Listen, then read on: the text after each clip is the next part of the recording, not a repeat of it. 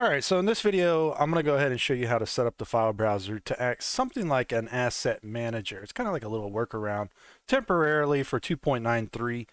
When Blender 3.0 comes out, we'll have an asset manager. But until then, this actually works and it's pretty cool. So check it out. Go to the bottom here. Make sure your mouse turns into a little double-sided arrow. Right click, do a horizontal split, pull that out, boom, just like so. We're going to configure this. So we're going to go over here, click that button. We're going to do file browser. I'm going to collapse all these down real quick. And I only want to push favorites up to the top. And so favorites you can set up however you want. So you can mark your C or D drive, assets folder, whatever the case may be. And personally, I just want to see that. So that's all I care about. And I'm going to set everything to thumbnails right here. Right click, display size. You could use regular, but small works just as well. And so now we can go to my assets folder and you can see I got a 3D models folder. And voila, I have access to all of my objects here in this file browser. Now it's pretty much the same thing as going file, append, and you can see here, you can go into different Blender files and whatnot. This is really simple and easy to use. However, because of how we just set it up, we can now do the same thing, but instead of going to the file browser or going file, append, and going through that file browser, you can just go through here, find an object you want to use. In this case, I'm going to use Unreal Mannequin. I'm going to drag and drop them in here. Now I can append, select either object, preferably use collections, all right, if you can. In this case, I got to use object. So I'm going to use mannequin, and you can see it comes in like so. Just super quick and easy. And you can do that for anything that you've created. So if I want to do my vehicle over here, sci-fi police car, drag it in, append. I'm going to go to mesh. Oops, sorry, not mesh. I'm going to go to object, police car. There's two objects for it. And I can rotate it 180 degrees. Now this is great because you can drop things in super fast and it's not a big deal. If I go to material preview, you'll see that it actually comes in with the materials as well from that folder. So that's nice. Here's a trick though.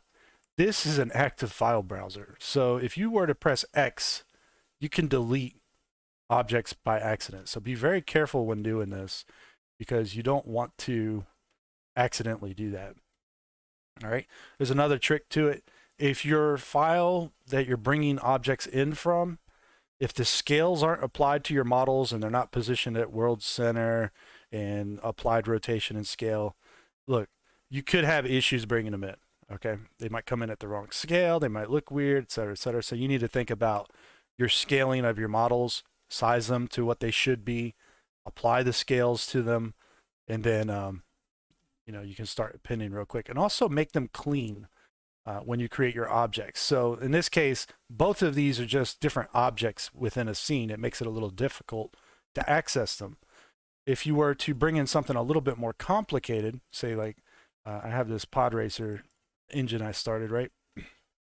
If I go ahead and click this and drag it in and I append it, I go to object here, you're going to see I have tons of objects. So in reality, you might want to keep all these things separate still, but it's better to import by collection. And you can see I can import that whole collection. As soon as I do such, you'll notice over here we have collection 1 becomes a sub-collection of collection. And it becomes a little bit frustrating, right? Especially if you got a lot of objects. You can see you're just going to scroll for days in here if you got tons of stuff. This window is too small for me personally, so I joined this together. And over here, instead, I'll grab this little tiny blank space and I'll drag out and I'll make my outliner over here. So I just have a little bit more space to look at things. In the rare instance, it's still not enough space. You can actually drag out another window, right? And right click when you're get the double arrows and you can join those together too. So now you can see, I can see every object for the most part in here and have a pretty good engine or a pretty good collection of things. I was about to type engine. That's what it was. So you can see the police car here, or police light bar, clear this. I can move this to a new collection, call it vehicle. Okay, and now we have it becoming something like so. Engine is a sub collection. We could put it in the soon collection here. so there we go. And now we have mannequin. You could say player or character or whatever you want to call it. And so you can organize these fairly neat within collections, and kind of kit bash things together, if you will. You'll notice that this engine, right, I can still select individual pieces, but I can't select it all as a group. Unfortunately, Blender doesn't have groups per se like you would think they are. I wish they would just automatically select. If you clicked here, it would select the whole object, but unfortunately it doesn't. You could just click here, hold shift and do this number, or you could actually right click on the collection and then just do select objects like so. All right. And I'm not sure, but they might have added that to, okay, I thought they might have added it to the right click so you can select object and everything in it, but no, apparently it doesn't seem so. So just select objects. And there you go. Now you can actually scale this back down and move it around if needed.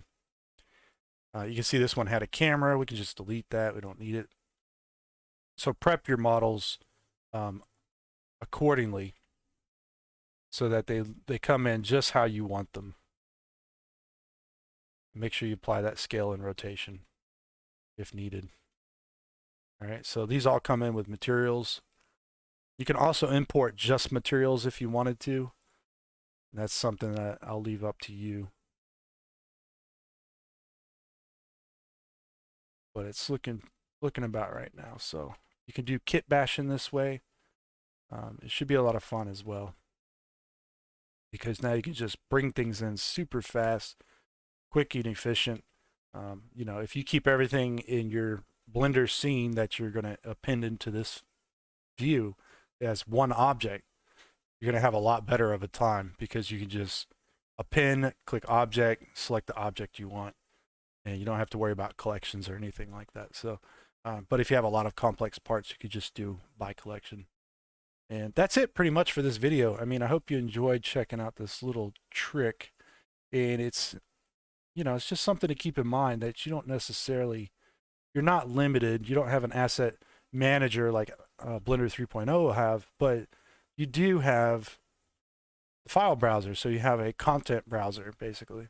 It's kind of the same thing in a way, but you can't see like materials per se, or you can't import, you might not be able to import necessarily like certain poses for animations and stuff. Actually, I'm not real sure, because once again, I don't really do a lot of animation, but you get the idea. This works, right? So you can actually put this to use and try it out. But just last note of the video here, just remember, you can accidentally delete these. If you do happen to do that by accident, it goes to your recycling bin. So just keep that in mind. You will need to go to your recycling bin and restore it. So just to prove a point, you can delete it. It's gone off your hard drive. In your recycling bin, you'll have to go to restore. All right. And it won't show back up, but you can right click and you can do a refresh or press R and it'll come back. So that's it for this video. Hope you enjoyed watching. I hope you learned a little something about customizing user interface and using it more efficiently anyways. So you can make tons of objects, have fun with it, create pipes and this and wires and cables and whatever you might want, and then you can just start kind of kit bashing it together this way. And it's really quite useful, and it's not that hard. Oh, and a side note, because the if you're using just mesh, you can bring in objects, of course. Sometimes like certain things like Bezier curves might not come in when you do that. So you might want to just think about setting everything up with collections to begin with. It's a lot more simplified, and just rename your collections to your objects, and then it'll just come in and make sense a lot quicker and a lot easier. But with that in mind, thanks for watching, and I'll check you out next time. All right, take care.